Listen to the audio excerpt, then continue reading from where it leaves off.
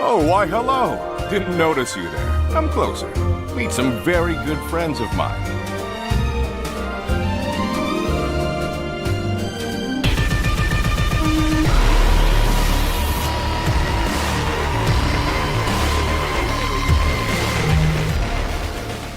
Okay, so we've just gotten the new pilot for the Knights of Guinevere. And yes, it's Guinevere, not Guinevere, as I've been saying, because of course that's, how it's spelt. But anyway. It's pronounced Guinevere, not Guinevere or Guinevere or whatever. It's Guinevere, we're just simplifying it. The pilot has just been released and, well, I think it's pretty great. So yes, I'd like to talk about the Knights of Guinevere today. And I'd like to talk about it in a neutral manner, because really I don't want to spoil anything for anyone who hasn't seen the pilot already. Please, if you haven't seen the pilot already, go out and see it now, because I really think this is something quite special that truly deserves a chance to be picked up and developed into a proper show. Okay everybody, so I thought that Dana Terrace was going to be cooking something peak back when we got the trailer, but now I know it for sure. Honestly everybody, I loved this pilot. I thought it was full of so many great ideas and so many great moments, and of course I think it's full of a few things that I'd like to see be done a little better in a series, or just more properly developed as a series goes on. That is, of course, if we get a series, but honestly, judging by just how good of a pilot this is and how well it's done already, I do think that we will get an eventual series. So please, everybody, sit back, relax, and prepare to hear me gush about just how much I loved the pilot for the Knights of Guinevere. Okay, so, of course, the brand new Knights of Guinevere is an adult animated show from Glitch that is, of course, being held by Dana Terrace of the Owl House fame.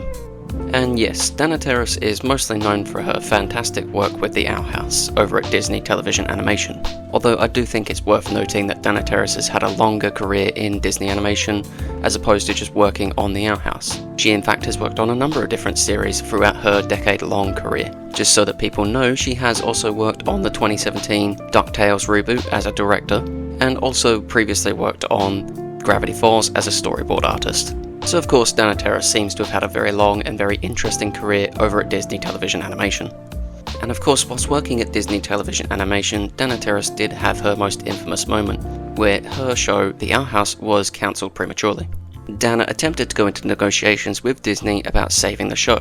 Unfortunately, Disney wasn't interested and they chose to end The Owl House prematurely. Dana was then given 3 45-minute episode specials to end The Owl House.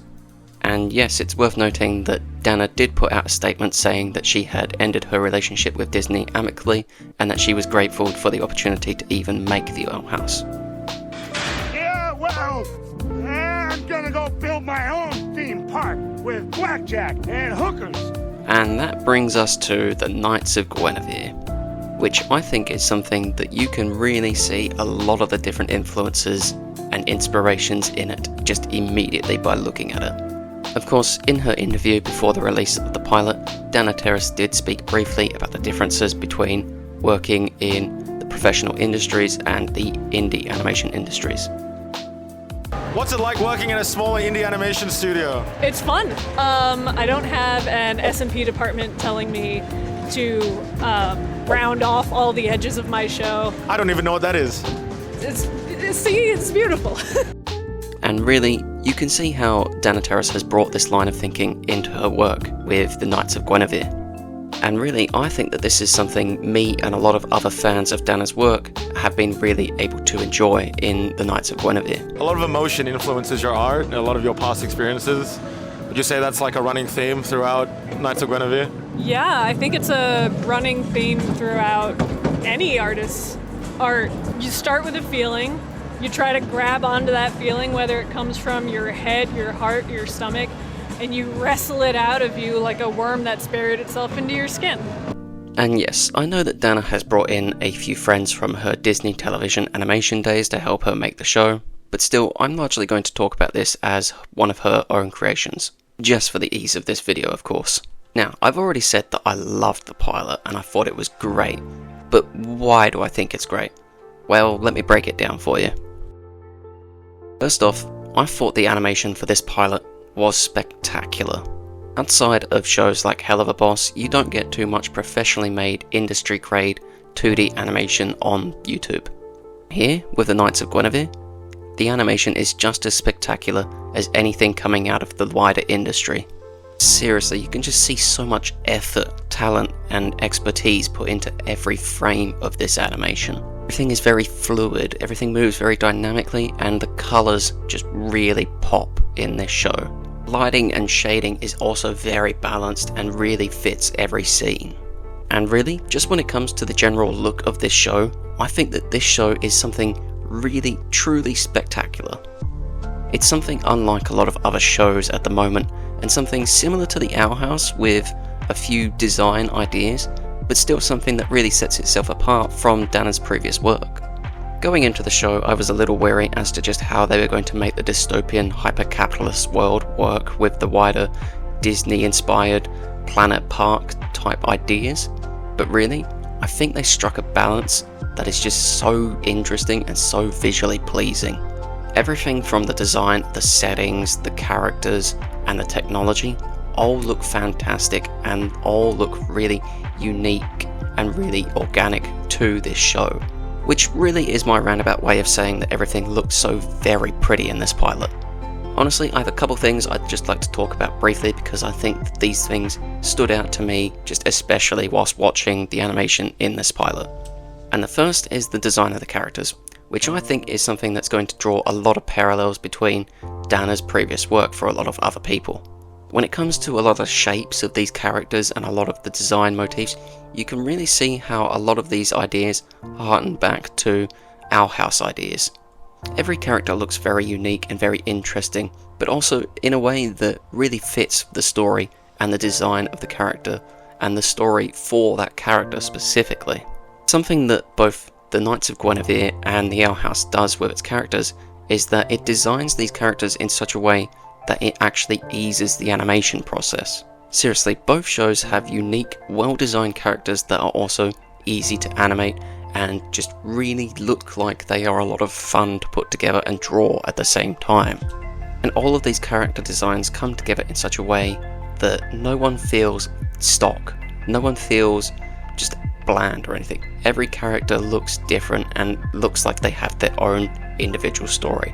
And I love that about character design, especially with this show and the Owl House. And really, I think that great character design work like this really develops the script work for the characters. And honestly, it just has me wanting to see more of these characters in the future. And now briefly, I just want to talk about the setting and the world of the Knights of Guinevere, because honestly, I loved so much of the design work for the settings of this pilot and the technology of this pilot and the props. With what I said when it came to the way that characters seemed like they were designed with individual stories behind their designs, I think that applies here just as well. Every setting and every prop looks like it has its own story to it. And I love that because it makes the world feel organic and it makes it feel lived in. Now, of course, in the pilot we didn't get to see much of the titular Planet Park. However, I do think that it was more important for us to see what we did end up seeing in the pilot. As opposed to being just launched immediately into the fantastic size of Planet Park, we instead get to see the nitty-gritty of the world down below where our main characters live. We get to see how they fit into this world, and we get to see how they're living. And really, it makes us feel more for the characters, and it really helps to establish a definition for just how people live in this world. And really, I think it's one of the biggest things to help build my investment in the characters and the story so far. Now, in saying this, I don't want to say that everything is immediately explained for us all at once. Instead, I think that everything is given just about enough of an explanation for us to understand what's going on. And really, I think that this pilot has struck a good balance between explaining its ideas and leaving us with questions. Because of course, in the future when we get an eventual series, we will get more of a development for the show's ideas and we'll get more answers as to what's going on in general. And that is the animation and the look of this pilot. I loved the animation and I love the look of this pilot. Now, when it comes to the rest of the show with its story and character writing, I think that everything is just as spectacular. And to start off with, I just want to briefly talk about the story. Like I said earlier, I think that the story of this pilot is pretty great. It's of course evident that this show's creators are basing a lot of their ideas and inspirations off their past experiences, with everything from working in the wider animation industry to working at Disney. However, I think that there are a few other notable inspirations and ideas being played with in the pilot so far. And really, I think that a lot of these ideas just stem from the realities of living in our world today, especially as we all come to grips with the fears of living in our own hyper-capitalist dystopian future. And from what we've seen of the Knights of Guinevere so far, I feel like these will be ideas that the show will definitely play with in the future. And of course, when it comes to the story of Planet Park and the Knights of Guinevere in general, we haven't seen all that much. The pilot for the Knights of Guinevere, I believe, was focused largely on its character writing and establishing its world, with the story of the titular Knights of Guinevere and Planet Park being something that I think will be properly developed in the future series. And this brings me to the characters. Now, of course, the titular Princess Gwen is the main character of the show and, of course, Planet Park. However, for the pilot, I think it's more apt to say that Dee and Frankie are the main characters. They're the two characters we spend the most time with and get the best insight into, and so really I'm going to be talking about them mostly today. And really, I think that the pilot does a good job to introduce us to these characters. Early on, we see the two when they were younger and how they came to Planet Park and they met the first Gwen, which really seems to have informed a lot of Frankie's own personal character and her own interest in Planet Park and the Gwen androids. Dee, of course, shared in the same experience, but seems to have been left a little less interested in the whole android side of things. We then skip ahead an indiscernible amount of time and we see how the two are living in the present. And when it comes to how they're living together in the present, I think that these two are really kind of cute and really quite fun to be around. Here in the present, I think that these two are really quite interesting and work very well together. And when it comes to how these characters are living in the present, we really get to see a lot of the difficulties that both are having to deal with and how they'd like to grow and be more in the future. Of course, we see this the most with Frankie, who would like to get out of their job salvaging scrap and get a new job working in the labs up with Dee. We don't get to see the same sort of insight into Dee's character, largely because it seems to be that Dee is a sort of more restrained sort of character who really spends the majority of her time in the pilot talking and conversing with other characters who she doesn't seem to be the most attuned with. That is outside of Frankie, of course. And that is Dee and Frankie, two characters who I think have been well written for this pilot and who have a good amount of interesting and curious character work done for them already. Of course, the three other characters who I think are very interesting and slightly more developed than the wider side characters have to be Gwen, Olivia and her father. Of course, we don't get much from these three characters, however I do think that they are going to play such large and impactful roles in the future that it's worth saying something about them now. Now, when it comes to the Gwen android, especially the one that Dee and Frankie meet, I think that there is something very mysterious and very interesting going on, as it seems to be that this Gwen android has some sort of strange relationship with Olivia. Olivia herself is decently interesting, because she seems to be the daughter of either the last owner of Planet Park or the creator of Planet Park. Olivia's father herself, I seem to think, fills some sort of Walt Disney role within the world of the show.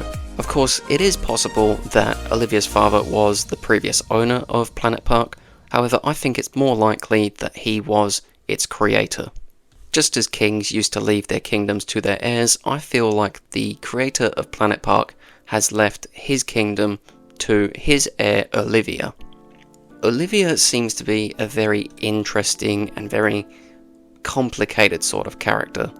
She of course seems to have some sort of ongoing relationship with this Gwen android that Dee and Frankie have found.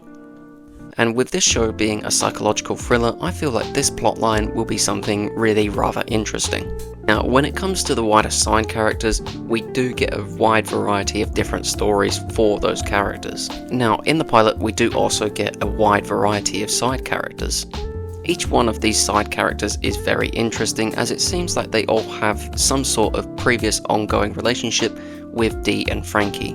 Of course, like I said earlier, each one seems to have been designed with their own character, and really, makes them feel like a more organic and living person in the world of the show. However, I'm not sure I feel comfortable commenting on just how well I think these characters have been written yet, really, as I think that more has to be done to develop their characters and will be done as the show goes on. Although what I will say is that I've really enjoyed a lot of these side characters and found them all very interesting, and because of this I hope to see more from them in the future.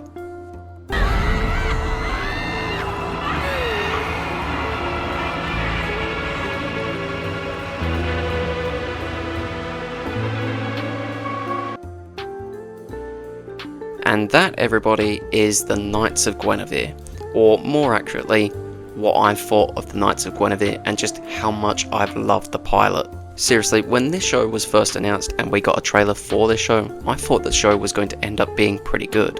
However, the show has really come out and just smashed my expectations. It is far better than I even thought it would be.